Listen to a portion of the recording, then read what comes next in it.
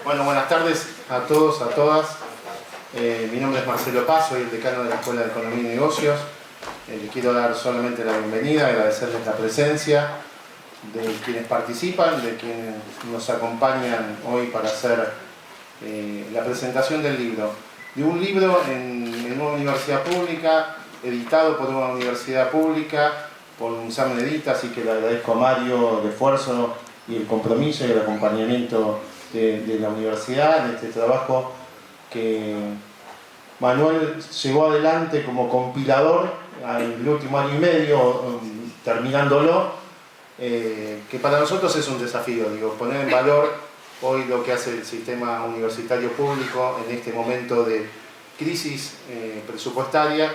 Nos pone muy contentos de encontrarnos para seguir generando debate, que es lo que estamos acostumbrados a generar en una Argentina que el debate es complicado y a veces se nos hace difícil generar ese debate porque tiene que ser eliminatorio y no tiene que ser un debate constructivo.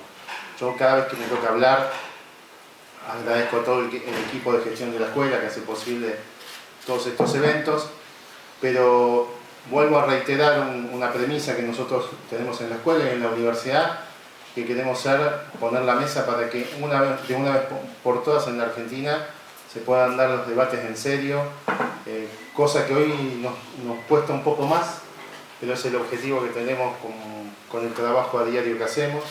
Así que nada, agradecerles a todos la presencia, en especial a la familia de Manuel y a su padre que hoy nos acompaña y engalana la velada. Así que nada, les deseo muchísima suerte. Manuel, te paso la palabra, va a salir todo bien, quédate tranquilo. Hola, ¿se escucha? Sí. Bueno, yo voy a decir, buenas tardes a todos, mil gracias por estar acá acompañando en este evento, día festivo para la universidad. Voy a decir dos cosas muy breves de dos familias bien distintas. Una primera de agradecimientos, con Mifor, y después alguna idea sobre el libro, que no está en el libro, pero que está en el espíritu de este trabajo colectivo. Agradecimientos a la universidad, a la casa, a Loicos, Escritura Económica, y a la editorial de la universidad, que trabajó con una profesionalidad maravillosa.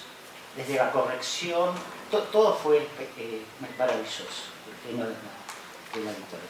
Después, por supuesto, a la escuela, a la persona de Marcelo Paz, el decano, que me acompañó siempre. Un emprendimiento que nunca pedí permiso. O sea, que acá debería pedir perdón, porque estamos acá a agradecer.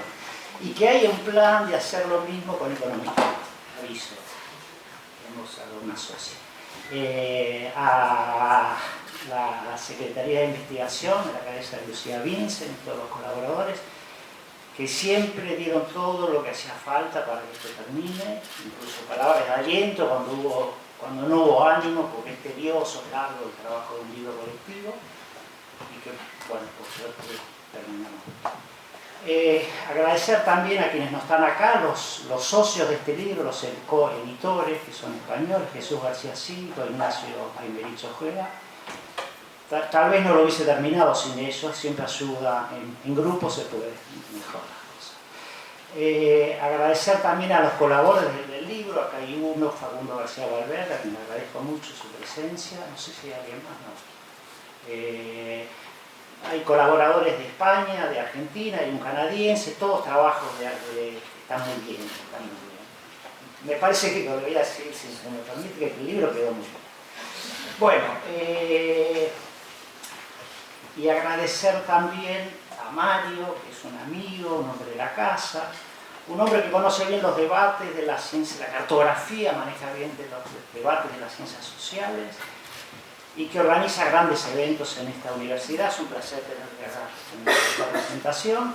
Y Alejandro Caz, con quien tengo una relación muy curiosa, lo conozco del tren, del transporte público, soy oyente de su programa El Zorro y el Erizo, un programa muy profesional que a mí me gustaba mucho, y lo voy a decir ahora por qué, va a salir al aire un poco por qué, y que siempre se ocupó mucho de temas de desigualdad y pobreza. Que entre los invitados frecuentemente había gente que tocaba el tema de desigualdad y pobreza. dos cositas del libro. Sobre el espíritu de este libro. El libro tiene como telón de fondo un gesto político. El gesto político es que creo y anhelo, un anhelo en todo caso, que la universidad debería... Es una idea que traigo de haber estudiado en España, de haber hecho varias estancias de investigación en Europa, en Francia o en España, que es la poca presencia que tiene la universidad en el espacio público. Me parece que mejoraría mucho la discusión política si la gente de la universidad se involucrase más en las cuestiones públicas. No sé dónde empieza el problema, si es que la vida política no la convoca o la academia se retiró de la vida política, no lo sé. Pero sería bueno que vuelva o que vaya, no lo sé. La otra cuestión es el tema. El tema es un tema que para mi generación, para la gente de mi generación es especialmente doloroso, porque cuando yo era chico no había pobreza en Ucrania. O había muy poco, esto lo conté unas cuantas veces. Remelenikov, el que fue ministro, o se lo conoce, no hace falta que lo presente, cuenta siempre que empezó a militar y empezó su militancia política a finales de los años 60, cuando la tasa de pobreza era 6%. ¿Bien? 40, 25, 50, no lo sé. Y es más doloroso los debates que hay sobre la pobreza, ¿no? O sea, la idea un poco del libro también es poner un cepo, es una palabra macroeconomista, un cepo semántico, las cosas que se pueden decir y que no se pueden decir sobre el asunto de la pobreza y los pobres. Y el anhelo es poder colaborar y darle cierto orden y razonabilidad a un debate que es muy corrosivo para nuestra sociedad. Bueno, simplemente eso, les agradezco otra vez más la presencia y le paso la palabra al amigo Greco. ¿Qué tengo?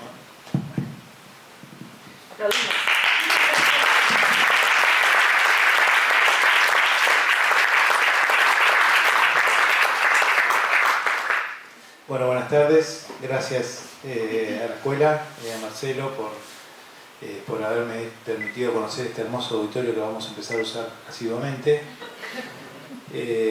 Voy a arrancar esta presentación. Yo tengo mis anotaciones, así que los voy a someter a la lectura, pero voy a arrancar leyéndoles este canto de los tejedores de seda de Lyon y después entramos en tema. Dice, es un canto que cantaban los canuts, que eran los tejedores de tela en 1830. Así comienza un hermoso capítulo del libro de Hobsbawm, que se llama Las revoluciones burguesas. Un capítulo que si yo hubiese sido historiador me hubiera gustado escribir, se llama El trabajador pobre. Dice esta canción, para gobernar es necesario tener capa y condecoraciones.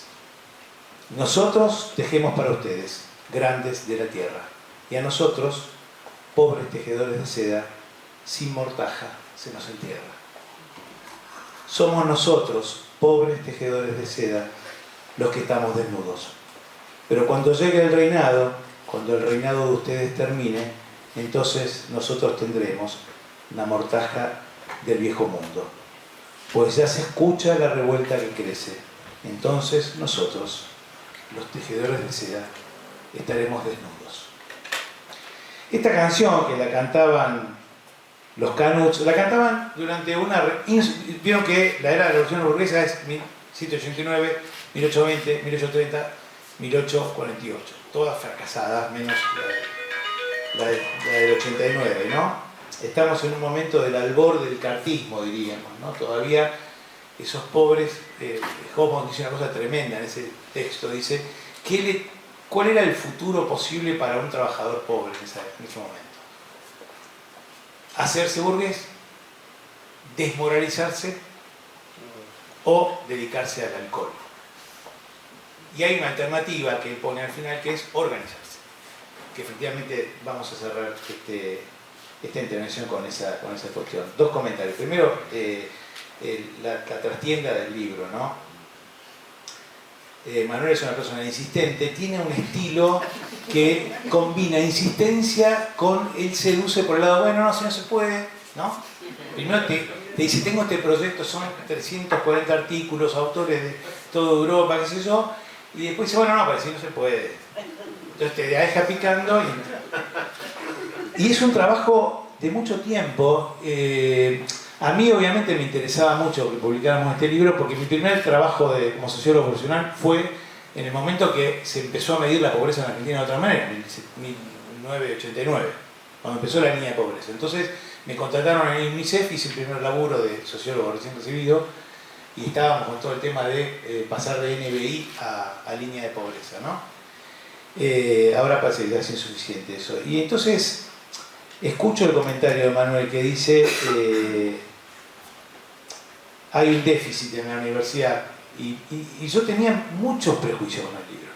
Porque nosotros en el editorial no nos gustan las compilaciones, no queremos hacer libro de artículos, siempre es un riesgo, puede haber una cosa muy heterogénea pero también despareja y entonces, bueno, vamos a hacerlo. Le pregunté a la editorial tiene un equipo técnico muy potente y tiene una directora mejor. Tenía un sponsor del libro que es Lucía Vincent, que también aportaba cada tanto una fichita, entonces había como un entorno muy amigable, ¿no? Y me dijeron, está muy bien el libro. Y me tocó empezar a leerlo, obviamente no lo terminé de leer, había leído algunos artículos antes. Es un gran libro un gran libro, ahora voy a contar por qué. Y me parece que respecto de ese déficit que él plantea, estoy de acuerdo, efectivamente hay un déficit de intervención pública de la universidad, hay un déficit. Nosotros tenemos una colección en el editorial que se llama Conocimiento y Discusión Pública, que tiene ese objetivo. Siempre cuento una cosa, porque estoy un poquito aburrido, pero siempre cuento que hay un libro muy importante de un historiador argentino que se llama Sindicalismo, Peronismo y Sindicalismo, o Sindicalismo y Peronismo, de un historiador que se llama Hugo del Campo, que desmontó una discusión que existía entre los historiadores respecto de esta tesis de si Perón había creado un sindicalismo a su medida. Y él hace una gran investigación, es su tesis de doctorado, demuestra que Perón llega en el momento en que hay un ocaso definitivo del anarquismo y del comunismo, del sindicalismo, y triunfa mucho una corriente francesa que es la que crece después de la resolución estatal de la crisis del 30, que es golpear y negociar con el Estado, que era un actor que no era la burguesía a derrotar, sino que era un actor con el que se conversaba. Entonces Perón encuentra ese sindicalismo, ya está medio consolidado, y un poco la tesis del Campo es ese sindicalismo el que le construye el discurso laborista a Perón, ¿no?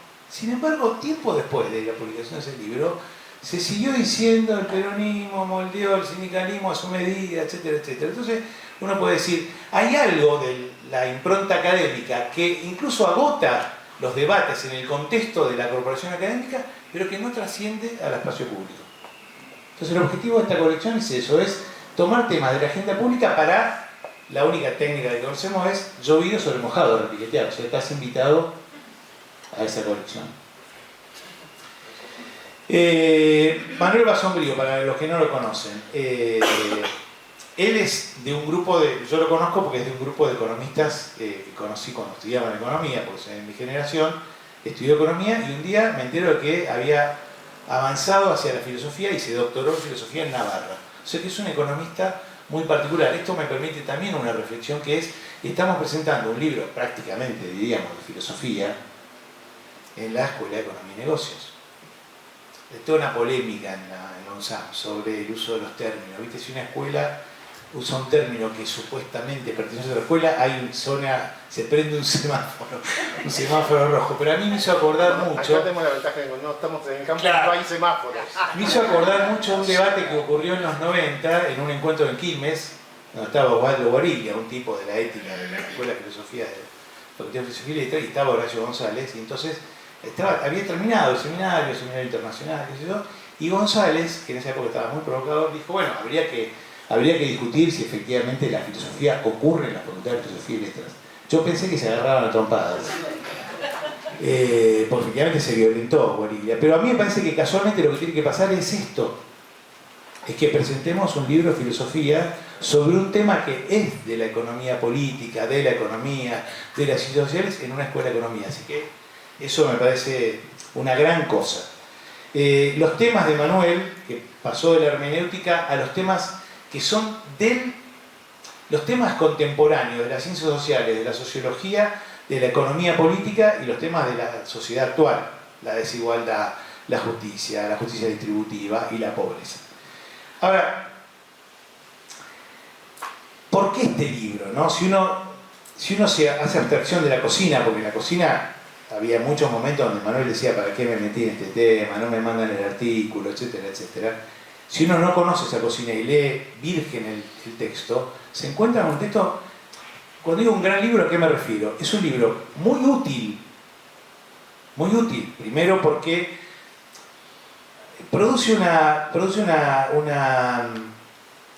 genera una polémica sobre una cuestión respecto de la que los cientistas sociales y los economistas en general no toman nota, que es hipostasiar la actualidad, lo voy a decir de esa manera. O sea, todo ocurrió, no hubo más violencia como en el siglo XX, no hubo más derechas radicales como la de ahora, etcétera, etcétera, ¿no? Entonces, el libro, como pone una perspectiva histórica, uno podría decir, en algún sentido, es un libro de historia conceptual, ¿no? Viste que la tesis de historia conceptual, que es como una especie de filosofía política, es que las palabras pueden navegar a través del tiempo, ¿no? Entonces acá tenemos una palabra que navega a través del tiempo, la palabra pobreza, y de hecho el libro da cuenta de ese viaje. Uno podría decir, digo esto del presente, es como una impronta muy kantiana, ¿no? La de todo ocurre ahora o todo ocurrió ahora, ¿no? La pregunta de los iluministas, ¿no? ¿Qué hacemos nosotros frente a este presente? Creo que el libro nos permite, y eso está muy bien que lo haga una universidad, y está muy bien que sea una discusión dentro de la universidad, nos permite poner en perspectiva algo que efectivamente no empezó ayer. Aunque Manuel decía, bueno, la infancia nuestra efectivamente la pobreza no era un problema en la Argentina hace 50 años. Pero efectivamente lo fue y estaba en la discusión desde los griegos para acá. De hecho, piensen que la palabra democracia es una palabra que debe haber aparecido por el siglo V a.C., supuestamente de Tucídides. Para ese momento, la definición de democracia en Grecia es gobierno de los pobres. No es gobierno de las mayorías. Es más, si los pobres son minoría y gobiernan, es una democracia. O sea que tenemos una palabra muy antigua como democracia, en el sentido de que le agregaron nuevas generaciones otros contenidos, otras significaciones, y sin embargo sobrevive, aunque esté en cuestión ahora, ¿no? Fuertemente en cuestión. Y tenemos una palabra pobres también inscrita en ese concepto clave del mundo político occidental, digamos, la tradición clásica, ¿no?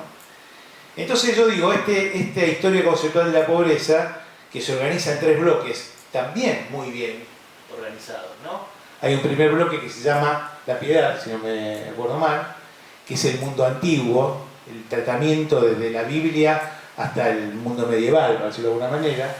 Hay un segundo momento llamado, con una resonancia musical intermezzo, que es el Renacimiento y la Reforma, es muy importante para los sociólogos el momento de Lutero ahí, ¿no?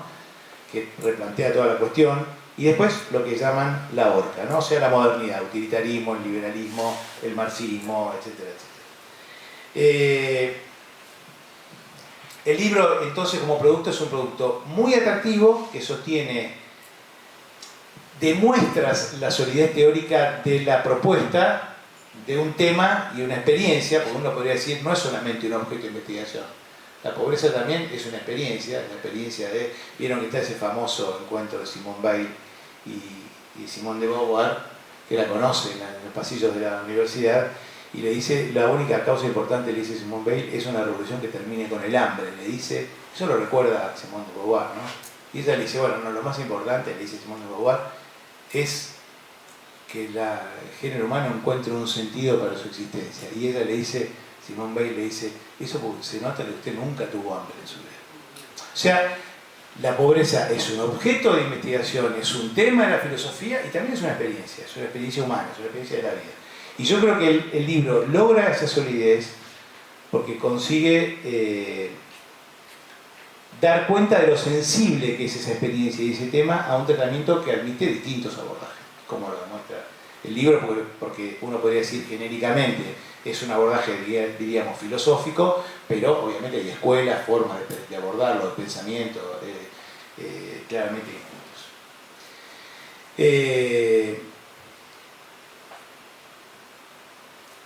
Me voy a referir al final, ¿no? Porque hubo una polémica en Argentina, está muy bien en ese sentido el libro, porque como dice Manuel, en esa preocupación por la falta de intervención pública de la universidad hay también una especie de discusión sobre para qué investigar o para qué producir conocimiento, ¿no?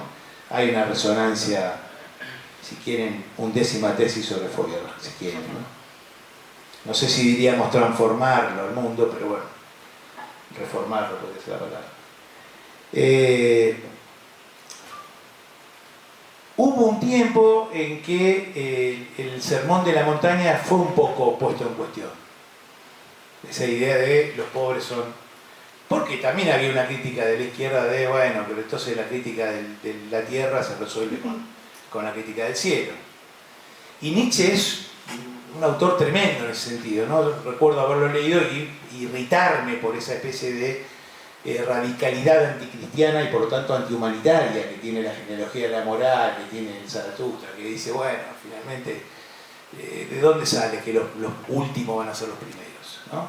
Nosotros pertenecemos a una tradición y una generación que nos resistimos a ese cinismo nietzscheano, ¿no? Decimos, bueno, y un poco eso tiene que ver con cierta adhesión al sermón de la montaña, ¿no? Decir, no, bueno, pero hay un compromiso con esos que no son objeto de una justicia, ¿no? De lo que llama, no sé, la doctrina social de la Iglesia o como quieran. Pero efectivamente, durante los últimos años escuchamos la palabra pobrismo como una crítica, ¿no?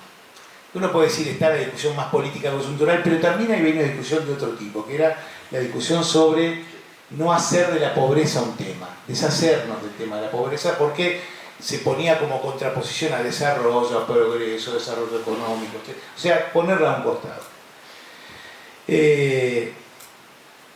Me da la impresión de que el libro, al poner en perspectiva este concepto, a ponerlo a consideración del devenir incluso de las distintas escuelas y de distintas corrientes de pensamiento, aborta cualquier posibilidad de polémica coyuntural y vernácula, porque lo pone casualmente como un problema serio de la sociedad actual. ¿Por qué? Porque efectivamente la pobreza hoy es una demostración cabal de la desigualdad y obviamente de la concentración de la riqueza. Temas con los que efectivamente podemos hacer muy poco. Ahora, yo quiero terminar leyéndoles unos poquitos renglones del texto de Hobsbawm, porque efectivamente termina ese concepto de trabajador pobre con un pesimismo. A ver si lo encontramos el libro, que lo dejé en la oficina que está. Con un pesimismo que me gustaría que no compartan, pero que sí que piensen cuando escuchen estas líneas, que piensen en el presente. Dice Hobsbawm, había poca dirección y coordinación, se refiere a esta época del 30, ¿no? 1830. El intento más ambicioso de convertir un movimiento en una organización, la Unión General de 1834 a 1835, fracasó lamentable y rápidamente. Todo lo más, en Inglaterra como en el continente, había la espontánea solidaridad de la comunidad laboral local, los hombres que como los herederos de Lyon morían tan sufridos como vivían. Lo que mantenía firme el movimiento era el hambre, la desgracia, el odio y la esperanza. Y lo que derrotó tanto en la Inglaterra cartista como en el continente revolucionario del 48 fue que los pobres, lo bastante numerosos, hambrientos y desesperados para sublevarse, carecían de la organización y la madurez capaz de hacer de su rebelión algo más que un momentáneo peligro para el orden social. En 1848 el movimiento del trabajador pobre tenía todavía que desarrollar su equivalente al jacobinismo de la clase media revolucionaria de 1789-1794. Hay un texto hermoso de un filósofo italiano que se llama Franco Casano, que se llama Partida doble, apuntes para una felicidad terrestre. Y en ese texto Casano simplemente hace una referencia a un famoso pasaje de los hermanos Karamazov, que es el cuento que le hace Alyosha a Iván de la aparición del gran inquisidor. en Sevilla en el 1500, ¿no? Y aparece Jesús, vuelve a Sevilla en el 1500, efectivamente, y hay una gran discusión y lo detienen y lo deportan. El mensaje de Cassano en ese libro es para la izquierda italiana en ese momento, de una cosa que hablábamos recién, ¿no? No se puede no sintonizar con los pobres y con la pobreza y con los que tienen hambre y con los que tienen escasas esperanzas si se está en el lugar del aristocratismo del bien. Y yo creo que este libro, que es un gran trabajo de Manuel, y de todos los autores, nos acerca a poder considerar temas tan cruciales desde un lugar distinto a el de el buen y el bien pensamiento. ¿Sí? Felicitaciones.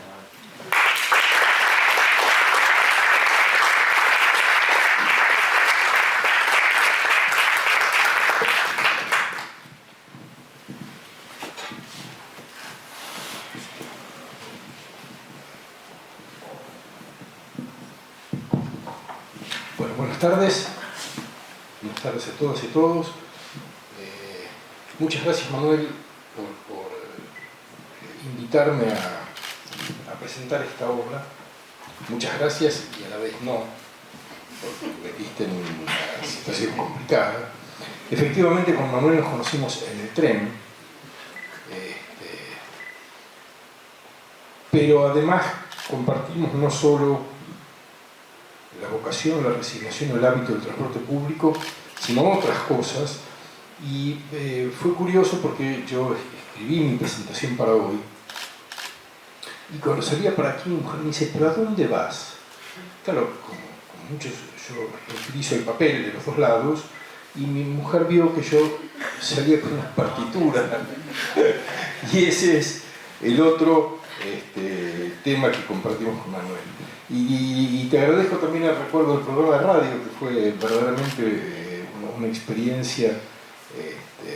Una persona, perdón, una intervención pequeña. Una persona que está acá en un inglés por Segal, lo conozco de tu programa, y le copié un trabajo debidamente citado, y la debo ese vínculo a ese encuentro y a ese programa. Bueno, y efectivamente Paul estuvo también en ese programa que se ocupaba de muchos temas, no solo de pobreza y desigualdad, al que efectivamente le dábamos mucha atención, pero por ahí pasó buena parte del sistema científico argentino y era maravilloso ver, como se puede ver también en este libro, la pasión por el conocimiento y por la curiosidad.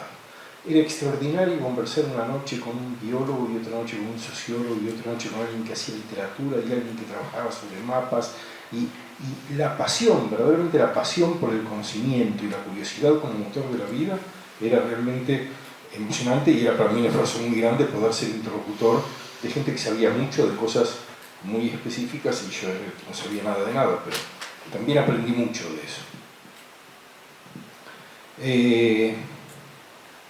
Yo voy a leer,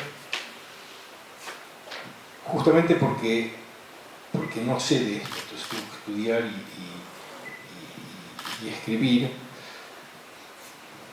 y espero no aburrirlo. Yo sé que leer no es lo mejor que uno puede hacer en una presentación, pero me disculpo. Hay conceptos, voy a decir antes algo más, y es un problema hablar después de Mario, porque dijo buena parte de las cosas que yo hubiera querido decir, o que yo voy a decir, y que van a ser entonces repetición pero lo siento.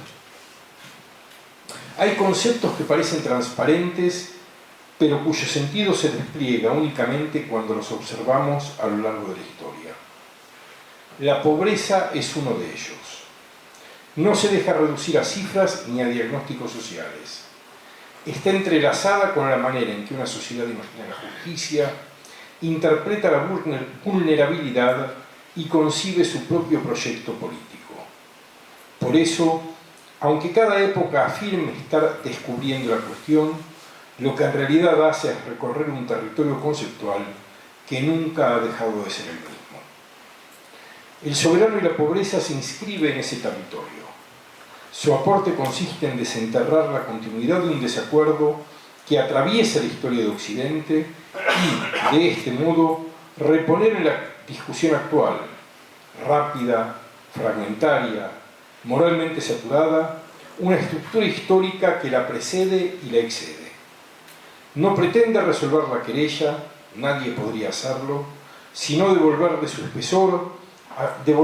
a su espesor, a sus capas sedimentadas de sentido. No intenta eliminar el desacuerdo, sino situarlo dentro de una genealogía. Cómo se ha pensado, cómo se ha legitimado, qué presupuestos éticos y políticos cargamos, aún sin saberlo, cuando hablamos de pobreza. Al hacerlo, reconstruye un vínculo íntimo entre la pobreza y la imaginación política de cada época. En este sentido, la obra funciona como una arqueología filosófica. No nos pregunta qué opinamos sobre la pobreza, sino desde dónde opinamos. Este desplazamiento es fundamental. La pobreza no es solo una anomalía social, sino un punto en el que se vuelve visible el modo en que una comunidad entiende la dignidad, la obligación y los límites de la soberanía. Los compiladores lo formulan con precisión. Se trata, dicen, de domesticar la querella sobre los pobres, es decir, volver inteligible un desacuerdo que persiste porque nunca fue empírico. No discutimos sobre cifras ni sobre instrumentos técnicos. Discutimos sobre el lugar del vulnerable en el cuerpo político y sobre la responsabilidad del soberano frente a esa vulnerabilidad. Por eso la querella es irreductible. No se resuelve acumulando evidencias, puesto que no nace de la evidencia, sino de concepciones morales diversas, muchas de ellas incompatibles entre sí. El arco histórico que recorre el libro permite ver esa incompatibilidad con claridad. La pobreza ha sido entendida alternativamente como fragilidad constitutiva, como destino compartido, como necesidad de administración y como amenaza al orden. Pero nunca ha dejado de ser un espejo moral. En la tradición bíblica y en la filosofía clásica, el pobre es un otro próximo, cuya existencia interpela a la comunidad antes que al Estado. Siempre habrá pobres en la tierra, cito, no es una renuncia, sino el reconocimiento de que la necesidad forma parte de nuestro mundo y por tanto genera una obligación ineludible que no se traduce en respuestas políticas en el sentido moderno, sino en respuestas éticas, comunitarias, vinculadas a la estructura misma de la vida compartida. La piedad no es caridad, es una forma de reconocimiento de la interdependencia. Es también la afirmación de que la vida humana es estructuralmente vulnerable. La modernidad temprana, la segunda sección del libro que mencionaba Mario, la modernidad temprana introduce un desplazamiento decisivo. La pobreza se convierte en un asunto institucional. La compasión ya no basta para mantener la cohesión social en un mundo en transformación. El surgimiento del individuo propietario, la reorganización del trabajo, el inicio de la economía monetaria, la erosión de los órdenes comunitarios exigen un nuevo tipo de respuesta. Este giro no es trivial. Cuando la pobreza se vuelve un problema político, se convierte también en una cuestión de Estado. Aparece la necesidad de políticas, de normas, de clasificación, de administración. Es el momento en que la idea de soberanía se encuentra con la pobreza y ese encuentro produce categorías que aún organizan nuestra percepción contemporánea. Pobres merecedores y no merecedores, trabajo como deber, asistencia como derecho, carencia como riesgo social. Estas categorías revelan un cambio más profundo. La sociedad ya no concibe la vulnerabilidad como un rasgo compartido, sino como una desviación que amenaza el orden. Es el comienzo de la matriz moderna, el pobre como sujeto de protección y, simultáneamente, como sujeto de sospecha. La tercera constelación conceptual que recorre el libro es la de la modernidad estatal. Aquí la pobreza se integra plenamente en el campo de la gobernabilidad. Aquel desplazamiento se vuelve estructura. Las leyes inglesas de pobres, la filosofía liberal, la ciudadanía social, el contrato, el mérito, la igualdad de oportunidades. Todas estas categorías, tan centrales para nuestra forma contemporánea de pensar, surgen como intentos de responder a la tensión entre justicia y estabilidad y conllevan el germen de las políticas. Garantizar un mínimo vital, contener el conflicto, administrar los cuerpos y los recursos. Desde Locke hasta Rawls, desde Kant hasta Marshall y Fraser, las teorías liberales, igualitaristas y críticas disputan las formas de esa administración. Pero, más allá de sus diferencias, todas giran en torno de la misma tensión. Si la pobreza es un problema moral, lo que está en juego es la justicia, igualdad, derechos, dignidad. Si es un problema político, lo que está en juego es el orden, estabilidad, amenaza, gobernabilidad. Entre una lectura y la otra, se abre una grieta conceptual que ninguna política pública puede cerrar por completo. Lo que emerge de este arco histórico no es un diagnóstico unívoco, sino algo más profundo. La pobreza como un lugar donde se pone de manifiesto la fragilidad de nuestras nociones de justicia. Cada época intentó resolver esa fragilidad mediante una fórmula: caridad, trabajo, derechos, redistribución, igualdad de oportunidades, suficiencia. Pero ninguna fórmula logró borrar la tensión fundamental. Debemos pensar la pobreza como injusticia o como amenaza, como responsabilidad estructural o como responsabilidad individual, como problema moral o como problema político. La obra cumple así una función precisa. No ofrece la respuesta que la política contemporánea busca, una respuesta simple, inmediata, tranquilizadora, sino la estructura conceptual que permite pensar con menos ilusión y menos ingenuidad. Ilumina las genealogías de nuestras convicciones, revela los supuestos que cargamos sin saberlo, explica por qué el debate público oscila entre la moralización y el pragmatismo punitivo. Y desmiente la idea de que nuestros desacuerdos son producto de un clima reciente. Son, más bien, el eco de un conflicto antiguo que reaparece con otras ropas. Vino viejo en odres nuevos. Las preguntas que la obra plantea no tienen respuesta estable porque no pertenecen al orden de las soluciones, sino al orden de la interpretación. Por eso el libro es valioso. No porque nos ofrezca una salida, sino porque nos permite ver las raíces conceptuales de nuestras posiciones actuales. Lo que pensamos hoy no es nuevo, lo que es nuevo es la ilusión de novedad.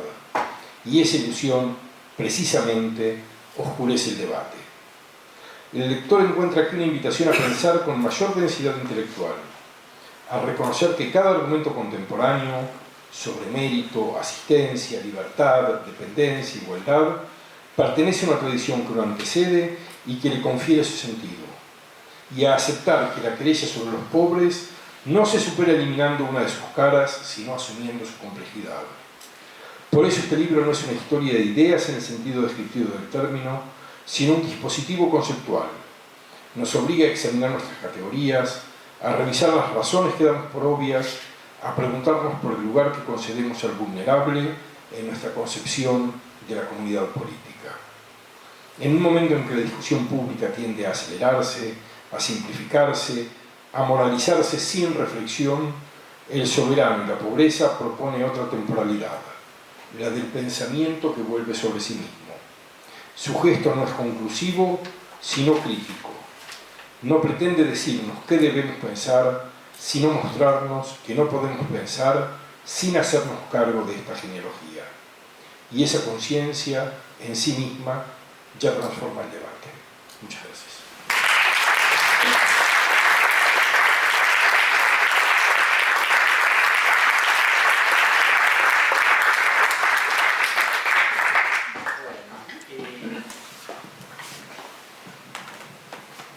Hola, sí. Bueno, para cerrar simplemente, quedaría hablando ahora por ambas intervenciones.